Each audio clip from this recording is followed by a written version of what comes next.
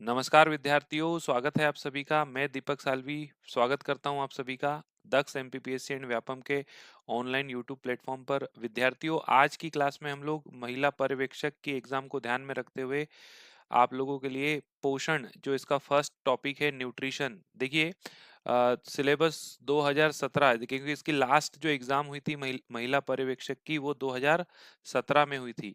ठीक है, तो उसके सिलेबस को ध्यान में रखते हुए इसका जो फर्स्ट टॉपिक हम आप लोगों के लिए आज की क्लास में लेकर आए हैं, जिसमें हम पढ़ेंगे न्यूट्रिशन के बारे में, पोषण के बारे में। तो आइए हम लोग स्टार्ट करते हैं महिला पर्यवेक्षक एग्जाम के लिए। आज का हमारा पहला टॉपिक न्यूट्रिशन। विद्यार्थियों, न्यूट्रिशन में हम सबसे पहले पढ़ेंगे कुछ टर्मिनोलॉजीज जो इस टॉपिक में आपको काम देगी और उनका क्या अर्थ होता है, इसको हम लोग समझने की कोशिश करेंगे। तो देखिए, सबसे पहले आपको आता है न्यूट्रिशन के बारे में। न्यूट्रिशन क्या है?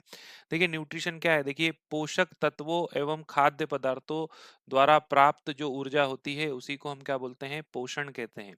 ठीक है, तो पोषण का सीधा सा अर्थ है कि पोषक तत्व या जो खाद्य पदार्थ जो हम खाते हैं, उनके द्वारा जो ऊर्जा प्राप्त करने की जो प्रक्रिया है, या ऊर्जा प्राप्त करना ही क्या कहलाता है? पोषण कहलाता है। ठीक है, दूसरा यहाँ पर आप शब्द देख रहे हैं बेटा, न्यूट्रिशनल साइंस या पोषण विज्ञान। ठीक है, तो पोषण विज्ञान के अंतर्गत हम किसके बारे में पढ़ते हैं? तो पोषण विज्ञान के अंतर्गत हम पढ़ते हैं आहार के बारे में। किसके बारे में पढ़ते हैं हम लोग? आहार के बारे में। ठीक है, आहार को ग्रहण करते हैं, ग्रहण करने के बाद आहार का क्या करते हैं बेटा? पाचन करते हैं, पाचन करने के बाद उसका अवशोषण करते हैं, अवशोषण के करने के बाद जो अपशिष्ट पदार्थ बच जाता है, उसका क्या करते हैं? उत्सर्जन करते हैं। तो ये सभी क्रियाओं का जो अध्ययन है, ये पोषण विज्ञान के अंतर्गत आता है, और इसमें हम लोग आहार के बारे में भी जानकारी प्राप्त करते हैं। तो ये है पोषण विज्ञान। आगे की स्लाइड में हम लोग देखेंगे, देखिए विद्यार्थियों, कि हमें पोषण की आवश्यकता क्यों होती है। नीड ऑफ न्यूट्रिशन, पोषण की आवश्यकता क्यों है? तो देखिए, हमारे शरीर की जो सामान्य गतिविधियां होती है, जो क्रियाएं हम लोग करते हैं, उनके लिए, उनको परफॉर्म करने के लिए हमको पोषण की आवश्यकता होती है। दूसरा, हमारे शरीर की वृद्धि एवं विकास के लिए हमें पोषण की आवश्यकता होती है। देखिए, पोषण का सीधा सा मतलब ये है कि हमें चाहिए ऊर्जा। तो ऊर्जा हमें कहाँ से मिलेगी? ठीक है, तो जब हम भोजन ग्रहण करेंगे, है ना, उन भोज्य पदार्थों में क्या होते हैं? पोषक तत्व होते हैं, जो हमें क्या देते हैं? ऊर्जा प्रदान करते हैं। तो भोजन का सीधा सा अर्थ है ऊर्जा को प्राप्त करना। देखिए, कुछ शब्द हैं जो आपको यहाँ पर जानना बहुत जरूरी है, जो आपको इस चैप्टर में बहुत काम आने वाले हैं। जैसे कि भोज्य पदार्थ क्या होता है, या फूड स्टफ क्या होता है। देखिए विद्यार्थियों, शरीर के द्वारा ग्रहण किए गए वे सभी पदार्थ जो व्यक्ति की वृद्धि एवं विकास में क्या होते हैं? सहायक होते हैं। यानी कि हमारे शरीर के द्वारा ग्रहण किए गए वे सभी पदार्थ, जो चीजें हम खाते हैं, ठीक है, जिनसे हमारे शरीर को क्या मिलता है? पोषण मिलता है, जो हमारी शरीर की वृद्धि एवं विकास में क्या होते हैं? सहायक होते हैं। ऐसे पदार्थों को हम क्या बोलते हैं? भोज्य पदार्थ कहते हैं। दूसरा इसमें यहाँ पर आपको दिख रहा है, देखिए दूसरा यहाँ पर है डाइट, आहार। आहार क्या होता है? देखिए, व्यक्ति को जब भूख लगती है ना, ठीक है, तो एक बार में उसके द्वारा ग्रहण किया गया भोजन उसका क्या कहलाता है? आहार कहलाता है। तो एक बार में ग्रहण किया गया भोजन आहार कहलाता है। इसमें अगला आप लोग यहाँ पर देखेंगे डेफिनेशन में, पोषक तत्व क्या होते हैं? न्यूट्रिएंट्स क्या होते हैं? देखिए, पोषक तत्व क्या होते हैं? देखिए, पोषक तत्व बहुत इंपॉर्टेंट है इस टॉपिक में, क्योंकि हम टॉपिक ही पोषण पढ़ रहे हैं। तो देखिए, भोज्य पदार्थों में पाए जाने वाले वे सभी रासायनिक पदार्थ, सभी केमिकल सब्सटेंस, जो रासायनिक पदार्थ जो शरीर को पोषण, न्यूट्रिशन प्रदान करते हैं, ठीक है, तो उनको हम क्या बोल रहे हैं यहाँ पर? पोषक तत्व या न्यूट्रिएंट्स कह रहे हैं। ठीक है, आई होप आपको यहाँ तक समझ में आया होगा। चलिए अगला स्लाइड पर हम लोग देखते हैं।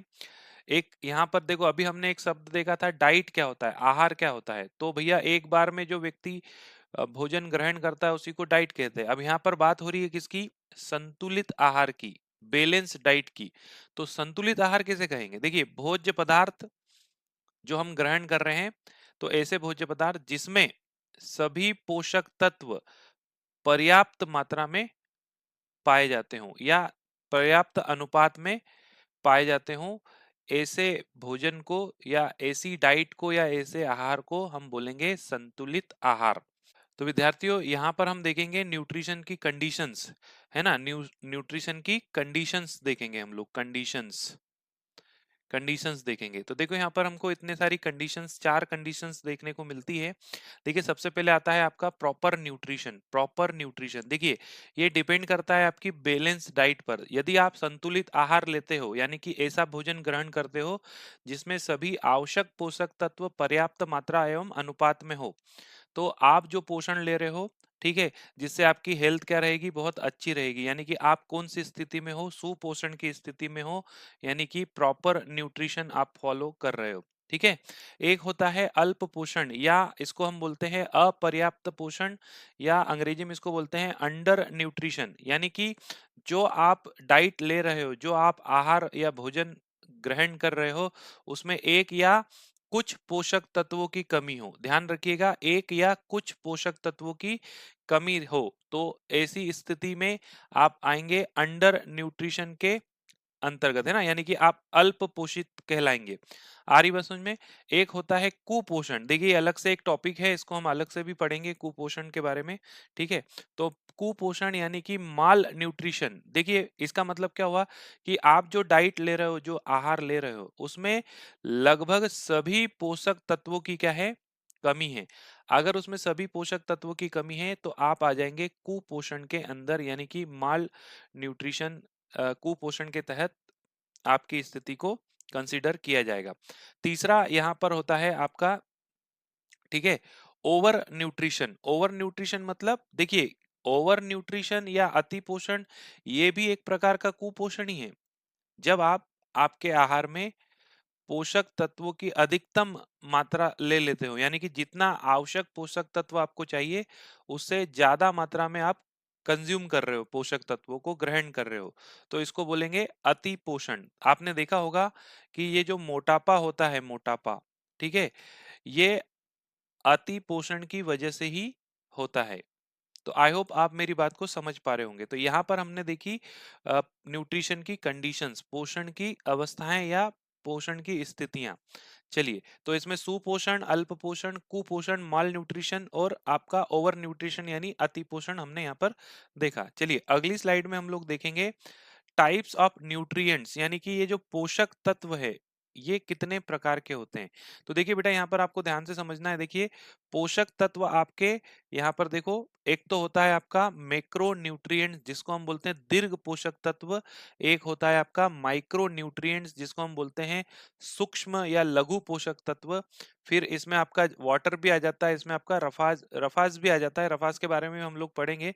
तो सबसे पहले हम बात करते हैं दीर्घ पोषक तत्व यानी कि मैक्रो न्यूट्रिएंट्स। देखिए इसका नाम दीर्घ है, इसका मतलब क्या हुआ, देखो इसका अर्थ ये हुआ कि ऐसे पोषक तत्व जिनकी हमारे शरीर में जो आवश्यकता है वो अधिक मात्रा में होती है, यानी कि शरीर को अधिक मात्रा की आवश्यकता होती है, ऐसे पोषक तत्वों को हम बोलते हैं मैक्रो न्यूट्रिएंट्स यानी दीर्घ पोषक तत्व, है ना। तो इसमें क्या क्या आ जाएगा, तो इसमें आपका आ जाएगा कार्बोहाइड्रेट, ठीक है, आपका फैट आ जाएगा, आपका प्रोटीन आ जाएगा, ये इसमें आ जाएगा।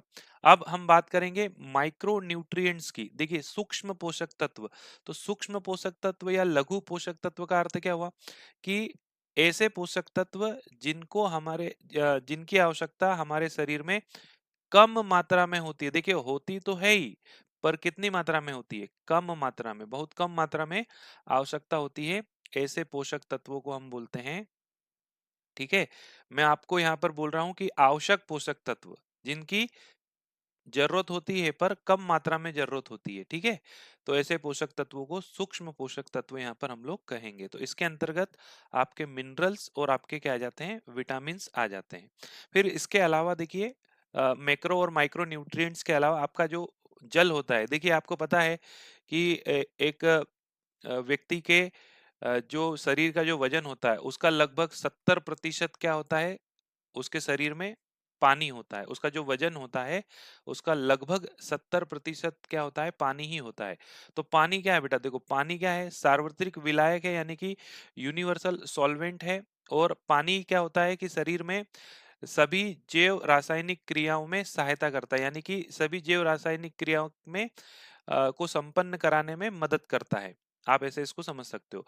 फिर ये पोषक तत्वों का स्थानांतरण करता है, यानी कि पोषक तत्वों को एक कोशिका से दूसरी कोशिका में स्थानांतरित करने का भी कार्य करता है। फिर शरीर के तापमान को भी नियंत्रित करता है। तो आप यहाँ पर देख रहे हैं कि वाटर या जल हमारे लिए कितना आवश्यक है। समझ में आ रही क्या बात? अब इसमें अगला आ जाता है रफाज। देखिए रफाज क्या है, देखिए अगली स्लाइड में हम लोग देखेंगे। रफाज क्या है बेटा? रफाज क्या है? ये एक प्रकार का कार्बोहाइड्रेट है जो कि पॉलीसेकेराइड होता है। देखिए हम आगे पढ़ेंगे मैक्रोन्यूट्रिएंट्स में कार्बोहाइड्रेट क्या होता है, कार्बोहाइड्रेट के प्रकार क्या होते हैं, ठीक है। और प्रोटीन क्या होता है, प्रोटीन के प्रकार, लिपिड्स या फैट क्या होता है इसके प्रकार। तो आगे हम लोग मैक्रोन्यूट्रिएंट्स में आने वाली क्लासेस में हम लोग इसको पढ़ेंगे।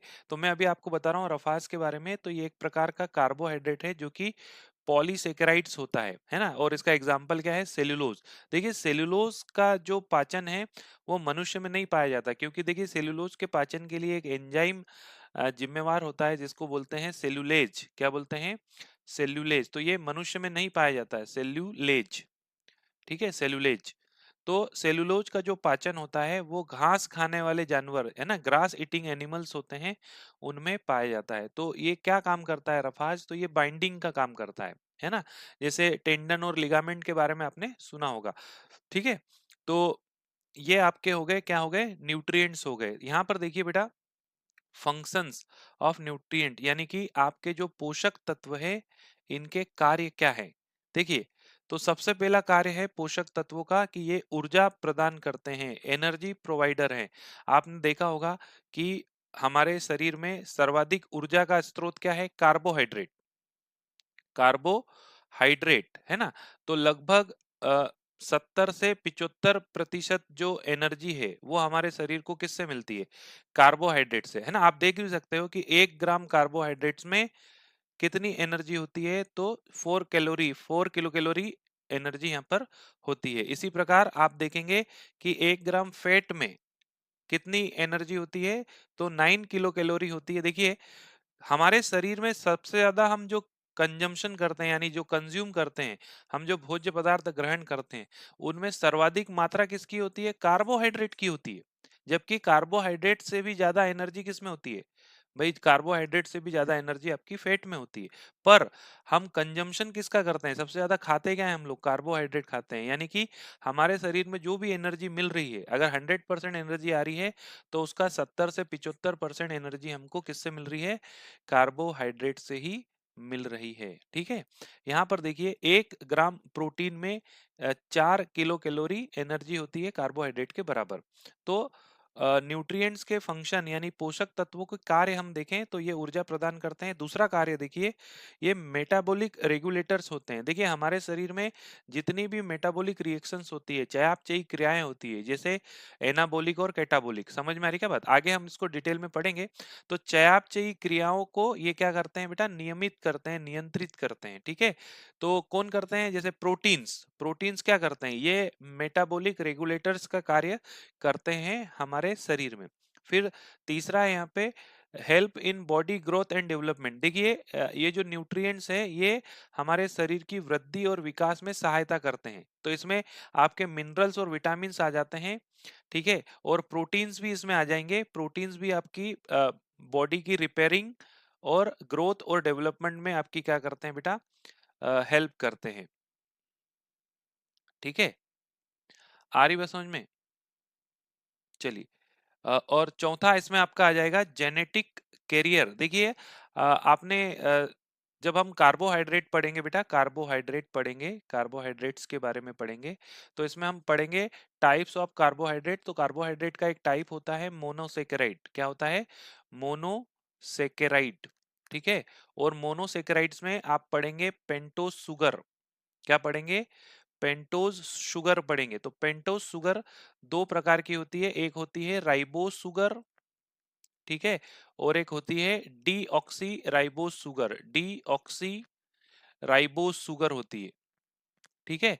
तो ये राइबोस और डीऑक्सी राइबोस जो है ये न्यूक्लिक एसिड का, जैसे डीएनए और आरएनए का मेन कंटेंट होती है। आप लोग यहाँ पर देख सकते हैं ये डीएनए में डीऑक्सी राइबोस शुगर पाई जाती है और आरएनए में आपकी राइबोज शुगर पाई जाती है। तो ये जेनेटिक कैरियर का काम करती है, यानी कि ये जेनेटिक इंफॉर्मेशन को ट्रांसफर करती है ना?